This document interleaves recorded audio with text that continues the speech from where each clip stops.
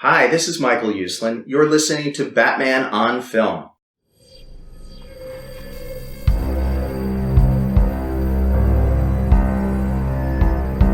I'm vengeance. I have given a name to my pain.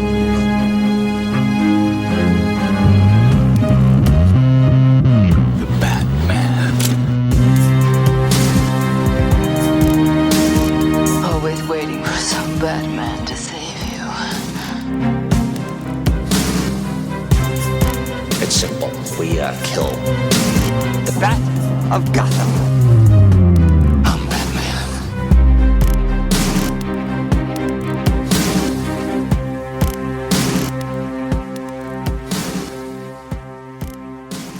Welcome to the Social Hour, a Batman on Film podcast. You're listening to episode number 145. I'm the founder of Batman on Film, Bill Ramey. And let's ride, Ryan Lauer, senior BOF contributor. How are you, sir? I'm doing well. It's been a couple shows. What happened last couple of weeks, 2 or 3 weeks since you and I did a show We did together? a rank 'em on the Batman scenes, and since then, you fired up the smoker and you brought in the Italian, and he's trying to get you and me to beef. Yeah.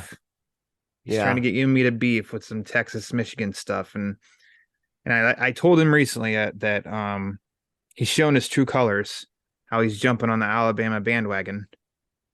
He's trying to stir up some stuff, going anti-Michigan, throwing some.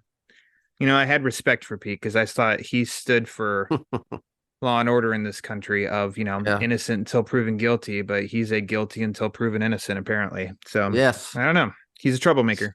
He's going around. He's trying to shove Boudin in people's pockets. He is. It's crazy. Just instead of he's kind of like a pickpocket in reverse. And he's not, he's not shoving like wallets or anything or money in their pockets. He's shoving links of Boudin into them. So I guess, he's might as well use them for stocking stuffers, right? Just stuff. That's he just Boudin and people's he Christmas grabs his stockings. knee-high socks and just fills them with Boudin and then gives them to people like he's like he's Santa Claus I still at the local laugh. Olive Garden. I still laugh at the visual image of something that didn't happen, but in my mind, I want it to happen, and so it did. It's kind of like, I kind You of willed it to existence. Yeah, it's kind of sort of like George Costanza. Jerry, it's not a lie if you believe it. So if it's something I've made up in my head and I want it to be true, well, then it's true. So I just still think of him leaving the Dallas-Fort Worth area when we did the Batman watch party, going back to New Jersey. He's at DFW airport. He's going through security. They say, you have anything in your pockets, and he's fumbling around. Maybe he has some change. And then he puts this change, his wallet, and some Boudin in the little bowl to go through the security gate. And yes, I laugh at that, and that's in my mind that happened. And usually TSA, it's like you can't take, through security, you can't take open food, but and they're about ready to throw it away, but he just goes and digs it back out of the trash. Hey, that's my Boudin. Can't waste that. Yeah. Something special, that Peter. Oh my gosh. All right. So we did a rank 'em last time. We're not done with rank 'em. We're gonna do movie posters, not today, but on the next show. Me, you, and Justin is the plan. But today we got a little bit of the Batman Part 2 news, if you want to call it that. At this point, I'm taking whatever I can get. Yes, we're all back to work. The strikes are over, but there hasn't been much. There hasn't been any really news about the Batman Part 2. We know the Penguin's back filming, and still planning on coming out as of that Max promo video that they released last week. They're still scheduled for 2024. And But nothing on the Batman Part 2 front. But I know that they are working on it, and it will go into it will start production sometime next year. I will start off by saying that I'm hearing some whispers that it may be moved to summerish time of That a scoop? 2024. Not a scoop. I just no. I just, well, BOF it's got a history. It's good. Yeah, scooping. Batman on Film says the Batman. I have heard whispers that it could be pushed back to begin filming in the middle of the year ish. Again, I'm using ish. I think the original scuttlebutt was March ish. I'm using ish again. I think they may still be polishing that script up a little bit. And that's fine. And Robert Pattinson, I don't know what the movie is. I just read it in Variety or one of the trades. He's going to start a film early next year, like January or February, some kind of a smaller type film. And so he'll be doing that. I guess his schedule opened up, so just put two and two together. It's all connected. And so he probably had a little time. CGI muscles on that movie? What's that? CGI muscles on that movie? Oh, yeah, I'm not sure, but of course. Okay, good. If it's needed, they'll use it. Yes. Oh, it's needed. He doesn't work out. Yeah. Bosu ball and a 5-pound dumbbell. Yeah. But release date hasn't changed. I think by now, you've seen so many things shuffle around and change release dates. I think if it was going to happen, it would have already happened. And we were talking before the show. Still, if you start in the middle of the year, you still have, 15 months. Yeah, to finish the whole to film it and do post. And we were talking like Batman 89 started in October of 88. Filmed for 2 months, and then was released in June of the next year. It's crazy. So remember filming for, just because I remember that so vividly, early April 2007 for The Dark Knight. It was the 4th. For July 2008, 15 months. A movie on that scale and scope. And I feel like the Batman was a little smaller than The Dark Knight. Which don't know what the sequel is going to be or anything, but yeah, like you and I were saying before we started recording, of probably like summer still is not like, if I know those tweets are already being sent out, the Batman 2 starts filming in the summer. Source, Batman on Film. It's still enough time. Yeah, I think that October release date is still, like I said, you have 15, 16 months. That's plenty of time. And like you said, when they did one movie, you would think the second one would move a little quicker, just just because you've done it once, and maybe some of the technology, some of the sets or whatever still exists. No COVID pausing. And no COVID. So yeah, I don't think that's I don't think the release date is in any jeopardy. So but Barry Keoghan, heard of him? I have. He was doing an interview with E-Talk. First time I've heard of E-Talk, but whatever. Good for them. He talked to E-Talk.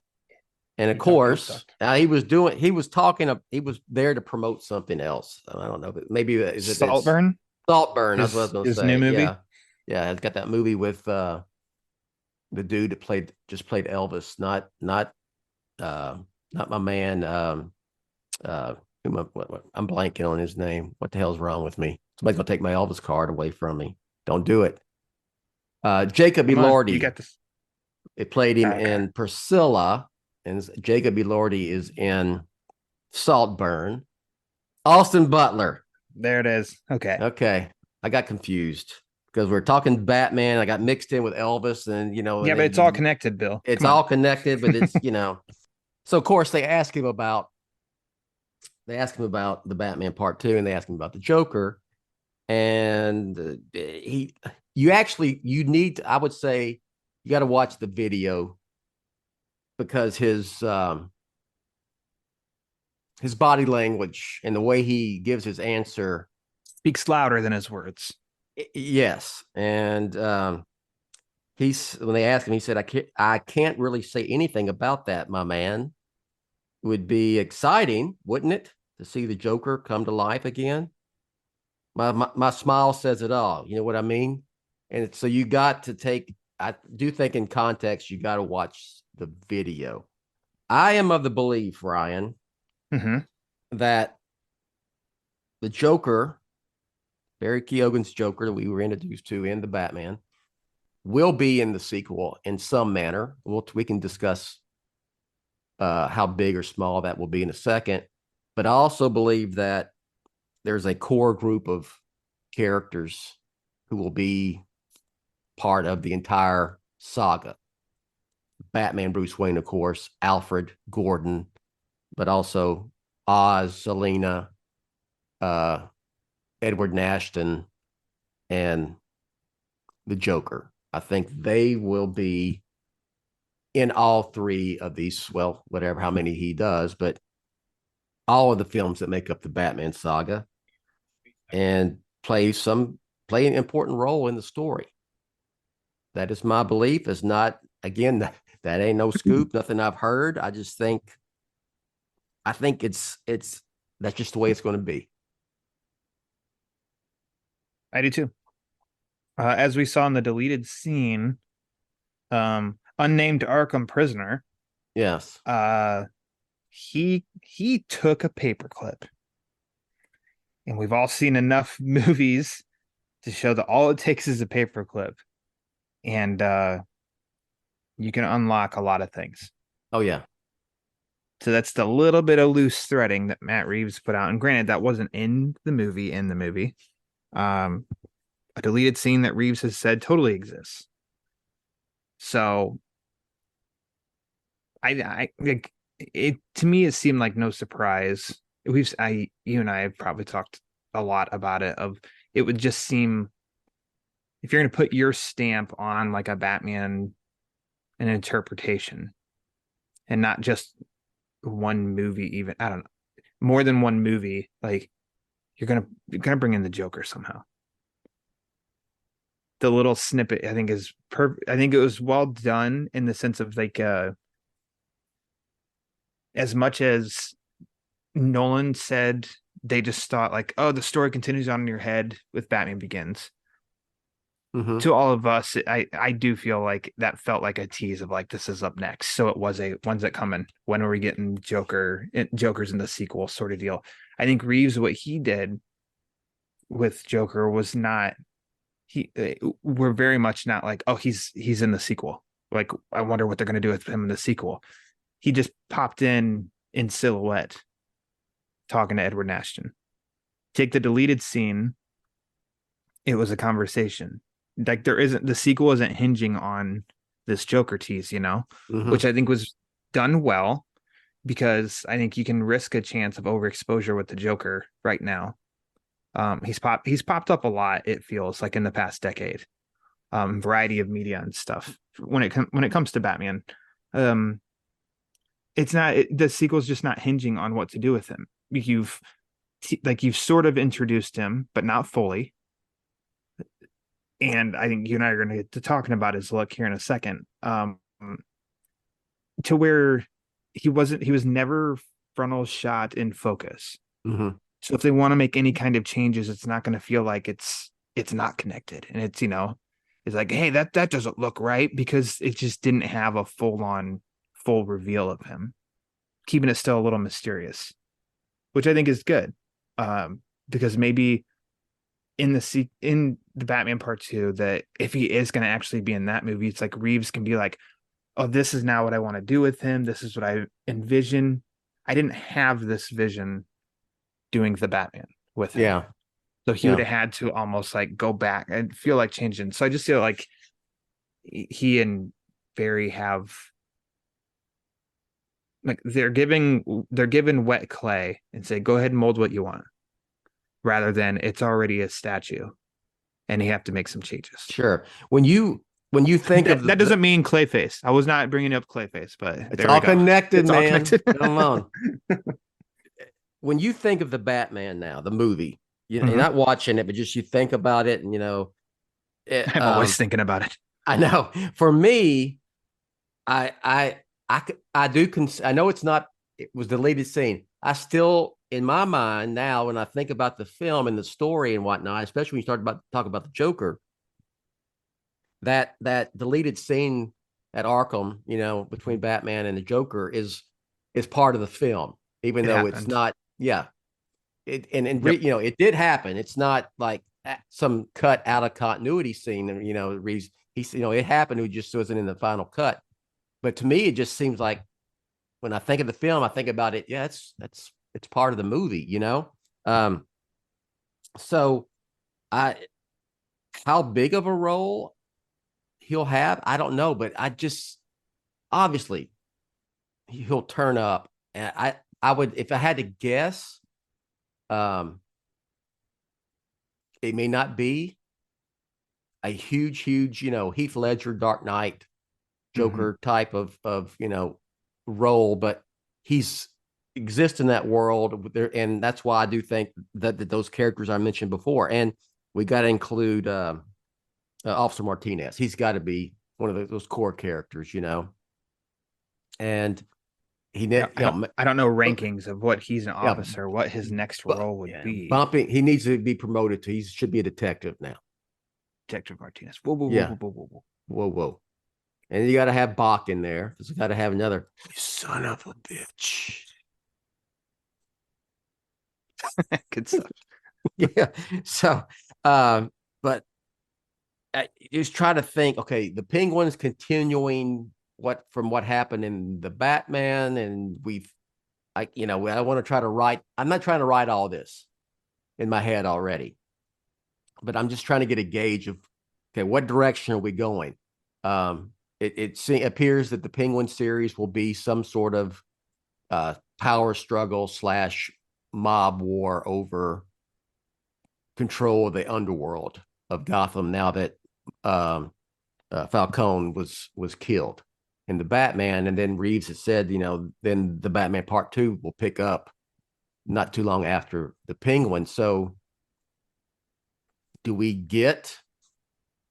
heading toward a little bit of a rise of a different crime, a different kind of criminal than Gotham has been used to with Joker, and now the Penguin, I think, will be a little bit more powerful ultimately. That'll be an interesting. Nashton is still around. It'd be interesting in the line of, because Penguin is, as a character, is part of the Rogues Gallery, part of the quote freaks. The Penguin series definitely is following as if he is a pursuit of head of it, almost like a Penguin crime family, if you will. Yeah. Into which it would be interested that eventually then when the freaks come, usually Penguin's one of them, but this could almost be like they clash with Penguin because Penguin's keeping organized crime alive. He's just the head of it. Yeah. Is he like is he be like what's left of organized, traditional organized crime in Gotham? Yeah. Where now the Joker has already been operated on some degree. He has a history of Batman, and he talks about in that deleted scene. It's almost our year anniversary, so there's a relationship or confrontation between. But Reeves has also said he's not fully formed Joker yet. So, do we see that progress? Oh, I mean, we're just fanning here, We're just fanning, yeah. Ryan. Yeah, they will have a flashback where he falls into chemicals because that it has to happen. He has to be perma white. Or else he's not the Joker. He's not the Joker if he's not perma white. Yes, of course. Now, I want to ask you though, because a point of contention amongst some fans is, and while I said I fully realize we haven't had a full reveal of him yet. He's not fully developed and all that stuff. We're putting together enough snippets of his look. Hey y'all, it's Bill Ramey, founder of Batman on Film. Let's take a quick pause in this podcast for these words from our sponsor.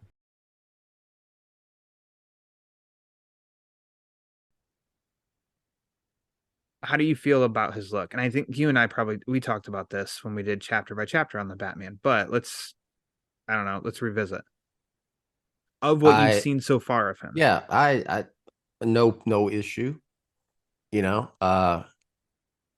From what we've seen, I would like to see. At some point, we'll see a full reveal. He's in a prison hospital gown or whatever. We don't know how he dresses in the outside world or in the Joker world. Yet. There's a lot to learn about this Joker. You know what I mean? We don't know enough about him. And there's also, that fine line of, all kidding aside about, falling in a vat of acid, I don't need an explanation for the way this Joker looks and why he's the Joker. He's the Joker. And so I subscribe to the Nolan school of Jokerism, if you will, or a villain. Villains are more interested and more interesting and more scary the less you know about them. I think the approach with this one. So I've seen enough reactions of some, and I don't find any that I've seen of being invalid or anything. It's just like some just don't like the look of him. Yeah. Going too far with his, like looking disgusting and whatnot. And I thought this, and I think I brought this back to you of like, no, I don't necessarily have like what we've seen. I don't want a statue or an action figure of that yet. I think he looks like the look of what we've seen looks disturbing and he looks gross.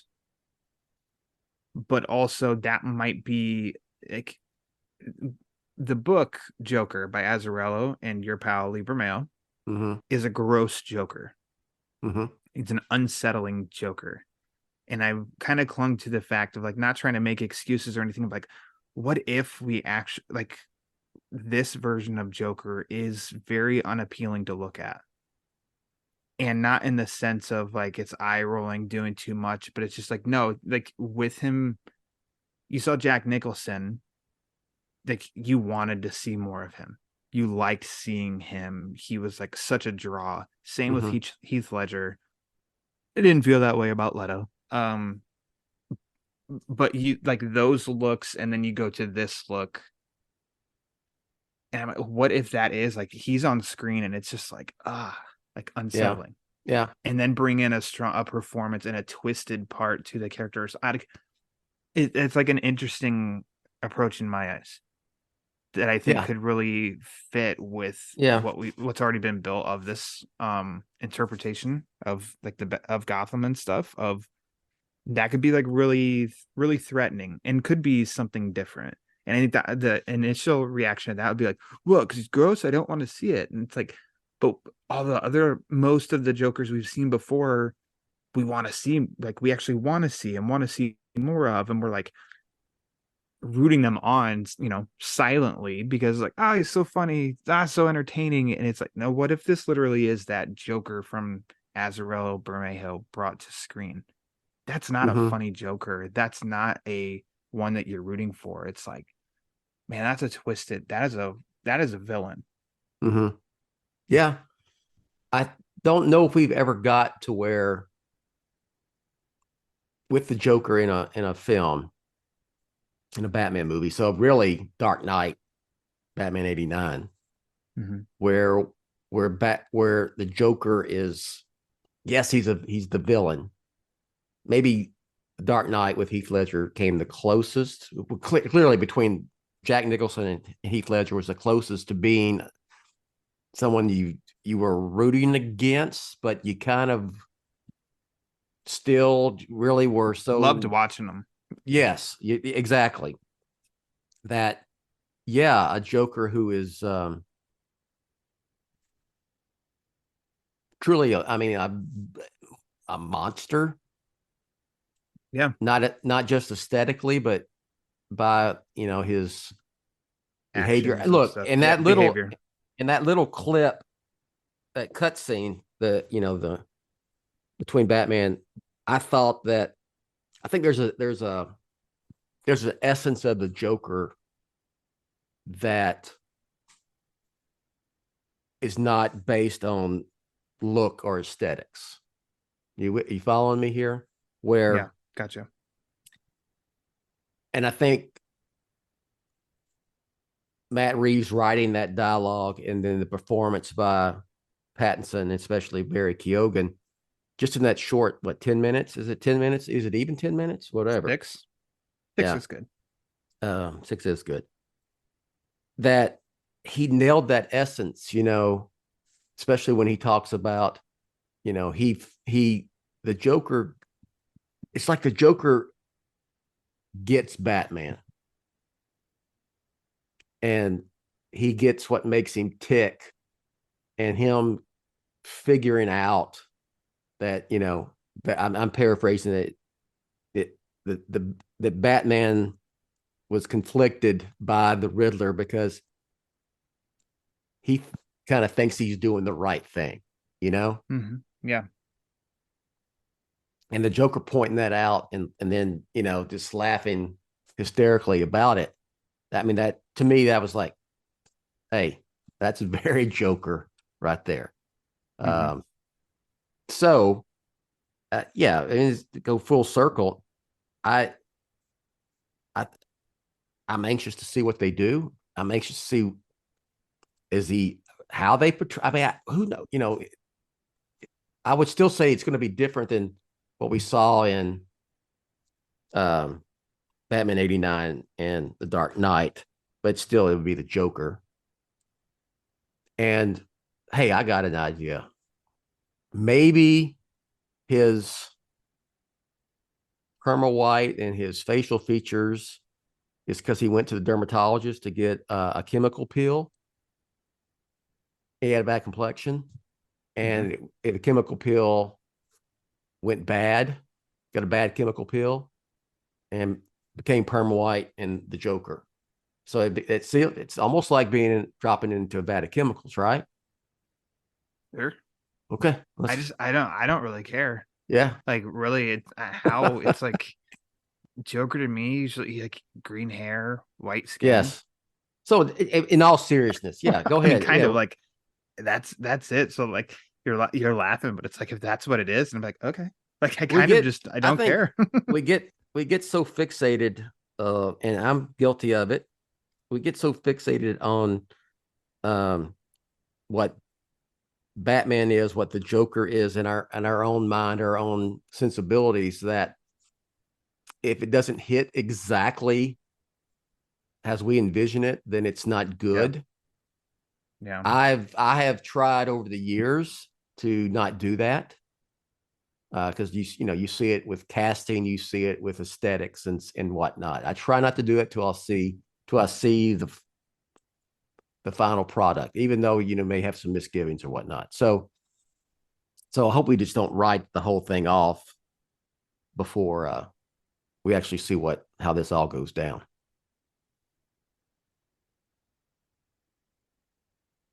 Yeah, I had something. I don't know.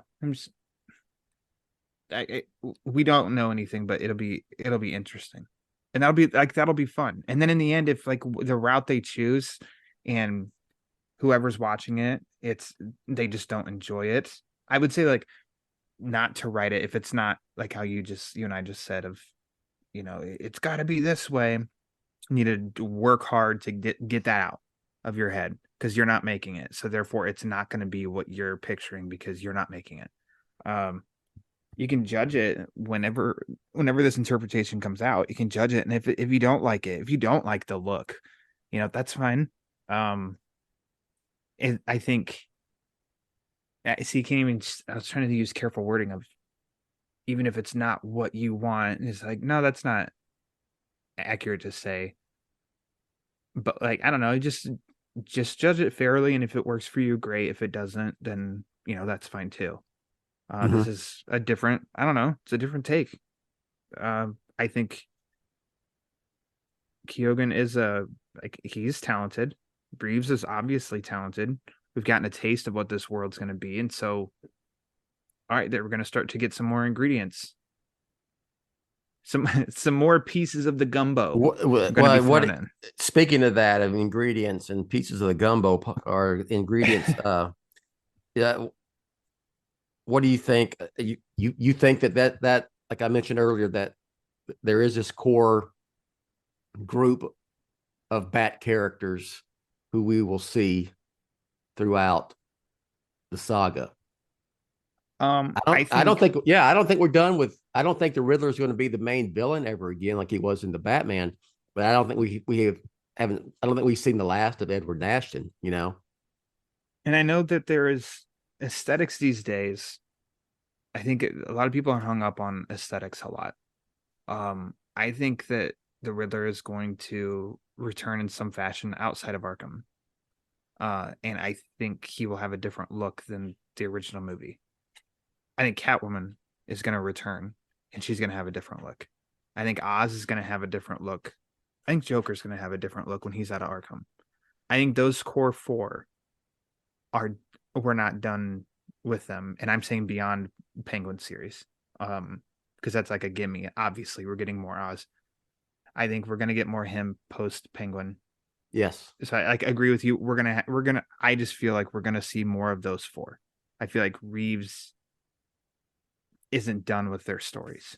I would say there's a reason why they were all in it. Other than, well, those are probably, if you went down the street and said, name 4 Batman villains, that's who you would get, right? Yeah, more times than not. So there was more to them, just Reeves being a Batman fan saying, going to have Joker, Catwoman, Penguin, and who am I missing? And the Riddler in my Batman film. Just because they all played a part. Now the Joker, the smallest part of them all. But yeah, I think they come back. We even said we haven't seen full on Catwoman yet. And she was like an ally, was an ally of Batman. And I think what as a Batman nerd for me is like, it's the, in addition to those 4. Yes. Who else we're going to see? So I think we definitely will. I like that, almost like those 4, and I'd be totally fine with this. Say that the Batman universe is, 3 movies, that all 4 of them are just supporting characters in each movie. Yeah. I'm completely fine with that. It totally worked in the last movie. Yeah.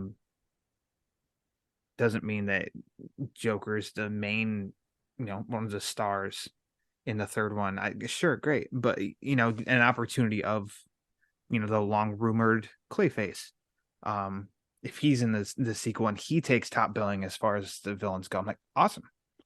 If, start naming other ones of, like, I don't know, name other ones, Scarecrow, one of my favorite. If he's one of the Scarecrow top ones. Yeah. If he's one of the top ones in the second or third movie, I'm like, great. And then we've also got that foundation of these other ones that keep popping up.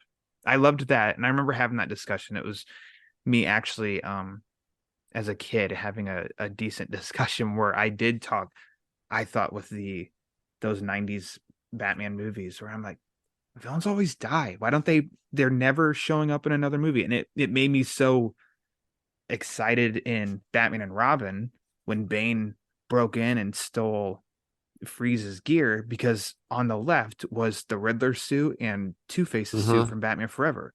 So for me was like, oh my God, that's the villains. They're back in. Yeah. Even though we never saw them. It was just their clothes. But I like that.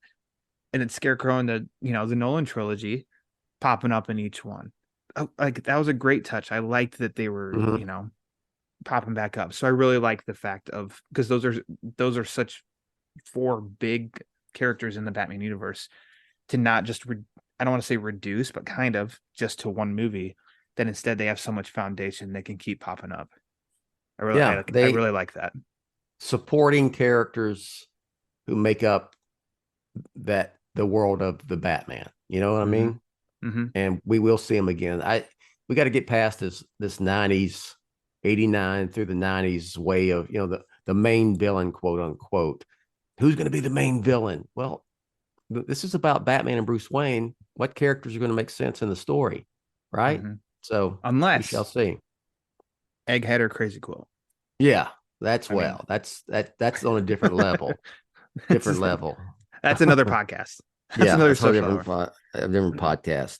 Not going to speculate on who else may show up, but I think I've said it before. I'll say it again. It just makes a lot of sense for there to be a new DA.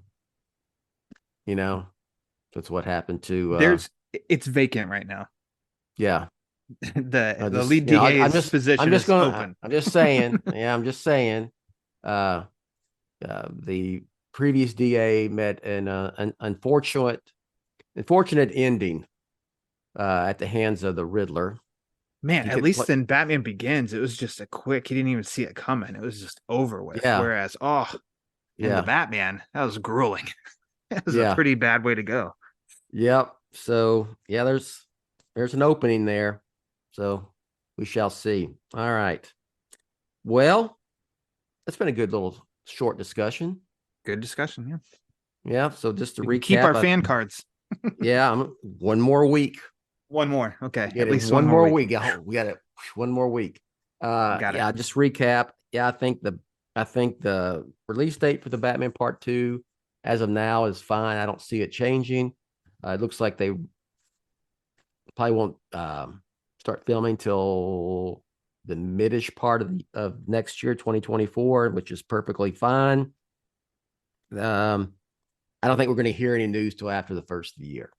So especially this is like a dead time. This, between Thanksgiving through the new year anyway, you don't hear too much. And I definitely think those 4 characters we talked about, I think the Joker's going to return, and I think he's one of the core characters who appear, Bat characters. Of course, Alfred and Batman and Bruce Wayne and Gort. We know that. I'm talking about, villain wise, quote unquote, Joker, Riddler, Oz, Selena. Yeah. Will be in this as well. So things are going to start getting really, really busy around these parts here at Batman on Film in 2024, because the Penguin will be finished filming, and we'll start getting, I'm sure we'll get trailers, and they'll start promoting it, and then we're going to get to watch it next year. And then the Batman Part 2 is going to be filming. So you're going to be scooping left and right. Yes, left and right. I'll be like at the ice cream shop, just scooping like there's no tomorrow. Just scoop. Yeah. Yep. That's what you do. You've been doing it for 25 years. It's what you do. Just call it the ice cream shop. There you go. We scoop like nobody else. All right. All right. BOF ice cream. What flavor would it be? Chocolate. It's gonna be dark chocolate, Dark Knight, with yellow marshmallows. Does that make sense? Yeah. Yeah. I thought it'd be gumbo. Oh, gumbo ice cream? And marshmallows. Ooh. Wow. Did not test well. No, exactly. Not getting made. Got that little spoon, that little little wooden spoon flat, and you just want to try it. It's not vichyssoise. It's not served cold. Oh, right. Hell. There you go. Yeah. And maybe better chances with vichyssoise. All right. Pete'll be happy. You just did a Batman Returns reference. I did. Oh, Buddha in pockets. All right. Anything you want to mention before we head on out of here? Check out batman-on-film.com. Let's see, where recently I posted the latest review for the latest Batman issue. It's the arc is called Mind Bomb, and it is a mind bomb. Check that out soon. I even told Bill I'm going to have a written review up for the newest animated movie, Merry Little Batman. And then check out my podcast, The Batman Book Club. The most recent episode had all Boudin pockets on, as we talked about the new Batman comics in November. And the next one is going to be me and Sir Ryan Haas as we talk not just novelization, but also the comic adaptation of Mask of the Phantasm, since it's 30 years come Christmas Day. And that episode will be dropping soon. And then Bill always generously posts them on Batman on Film. So look out for those. Of course, batman-on-film.com. I will mention I am reviewing Batman 89 Echoes, that series, which I pleasantly found out that I'm interested in it after reading issue number 1. So, you can check out my review of issue number 1, and then I'll be reviewing all of those as the series progresses. What we got coming up? I know Javi is heading up a Mask of the Phantasm podcast for its 30th anniversary. I think he's doing it. I think he's doing that Friday. I don't even know who's part of it, but that's happening. So Team BOF is doing it. So look forward to that. Pete, Micah, and Patrick Johnson, Micah Ramey and Patrick Johnson are doing a BOF podcast on Merry Little Batman, which I'm halfway through. I've liked what I've seen. I'm going to watch the other half probably today. And I think that's all we got coming up. Just a regular, whenever there's Batman news, watch his space. So that's all I got. And so Rachel will finish up here. We'll catch you next time.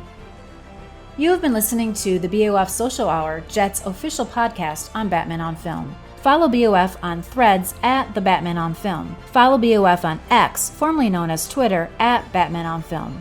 To help keep BOF up and running, go to patreon.com/BatmanOnFilm, or you can buy BOF a beer at buymeacoffee.com/TheRealBatmanOnFilm. For Jett and everyone at BOF, I'm announcer Rachel. Authoritative, definitive, the original, Batman on Film, founded in 1998.